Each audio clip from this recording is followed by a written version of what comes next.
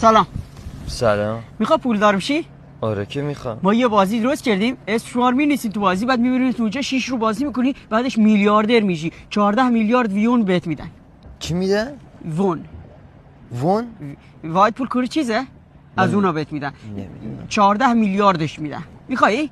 آره که میخوام. یه بازی هستش اونجا باید بیای، مثلا این بازی قدیمی هستش، مثلا توشل بازیاته. آره. توشل بازی بکنی، بعد یه چیزی هستش اونا لیست میزنی، سه گوش در میاری، چتر در میاری، بعدش جایزه میبری. لیست میزنم؟ ها. چیو؟ مثل نون خشکه. نون خشک لیست بزنم؟ ها. پولدار باشم؟ ها اون بقیه میمیرن، یه نفر پولدار میشه دیگه، تو هم پولدار میشه اگه زنده بمونی. اگه زنده بمونم ها. یعنی میمیرم؟ ها احتمالش هست. خب چه فایده داره؟ دیگه مرگ همه هست، خرم میمیره دیگه، تو هم میمیری دیگه، تو ولی اگه بمونی خیلی پولدار میشی، خیلی پولدار میشی. ها پیشنهادت تو دوست نداشتم. دوست نداری؟ نه. به درک من الان پیشنهاد میدم به یکی، یه روز یادت میفته میگی وای کاشی رفته بودم موقع